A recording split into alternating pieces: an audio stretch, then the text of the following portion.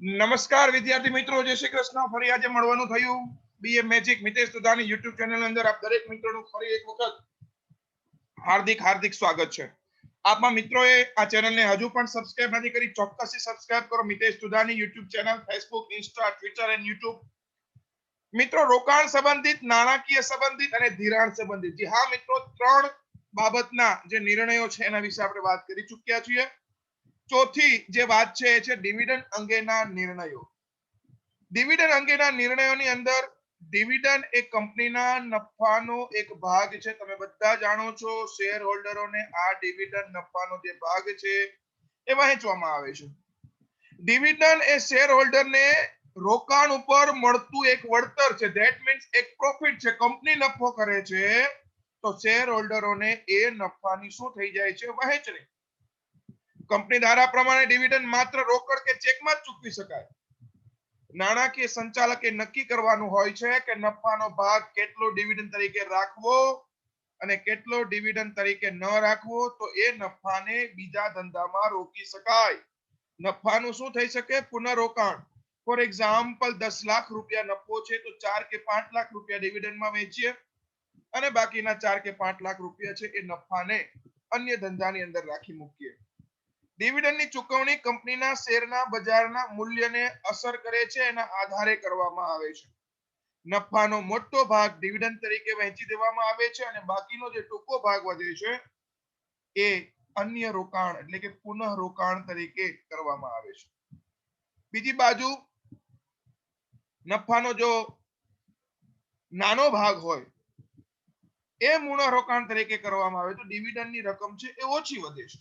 એટલે ખાસ ધ્યાન રાખજો મિત્રો, જો વધારે ડિવિડન્ડ ચૂકવાય છે તો આપણે પુનઃ રોકાણ ઓછું કરી શકીએ છીએ. જો ડિવિડન્ડ વધારે વહેંચાઈ જાય છે તો આપણે ઓછા રોકાણ તરફ જઈએ છીએ અને ડિવિડન્ડ ઓછું વહેંચાય છે તો આપણી પાસે રકમ પડી રહે છે નફાની, તો આપણે અન્ય જગ્યા ઉપર વધારે રોકાણ કરી શકીએ છીએ.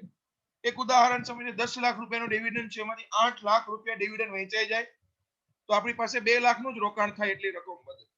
પરંતુ એવું ન થાય અને 10 લાખમાંથી 3 કે 4 લાખ રૂપિયા, 3 લાખ રૂપિયા ડિવિડન્ડ વહેંચાય તો આપણી પાસે 7 લાખ રૂપિયા અન્ય જગ્યા ઉપર રોકાણ માટે વધે છે.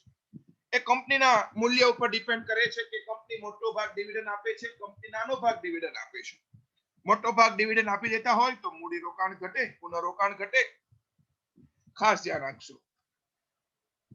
ડિવિડન્ડ અંગેના નિર્ણયોને અસર કરતા પરિબળો 14 પરિબળો છે. ચાલુ નાણાકીય વર્ષ દરમિયાન કંપનીનો વહેંચણી પાત્ર નફો કેવો છે, ભવિષ્યમાં આપણી કમાણીનો અંદાજ કેવો છે, એ પ્રમાણે ડિવિડન્ડ વહેંચી શકાય.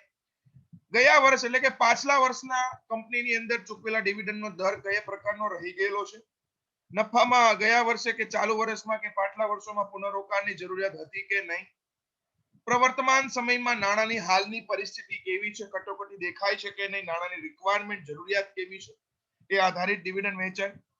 કંપની પાસે અનામતોનું પ્રમાણ કેટલું છે, ભવિષ્યમાં નફાકારકતા યોજના ઉપર વધારે ભાર મુકાય છે, એમાંથી રોકાણ થયેલામાંથી નફો મળશે કે કેમ, જો વધારે નફો મળવા પાત્ર હોય તો ડિવિડન્ડ આપી શકાય. કંપનીના સંચાલકોનું એટીટ્યુડ, વલણ કેવું છે, એના ઉપર ડિવિડન્ડ છે. કરવેરાની નીતિ, ધારાકીય કે સરકારના નિયંત્રણો, શેર હોલ્ડરોની અપેક્ષાઓ, મૂડી બજારની હાલની પરિસ્થિતિ, કંપનીના વિકાસનો દર અને કંપનીની તરલતા, રોકડ પ્રવાહ કે પરિસ્થિતિને અનુસાર ડિવિડન્ડ અંગેના નિર્ણયોને આ 14 બાબતો અસર કરે છે.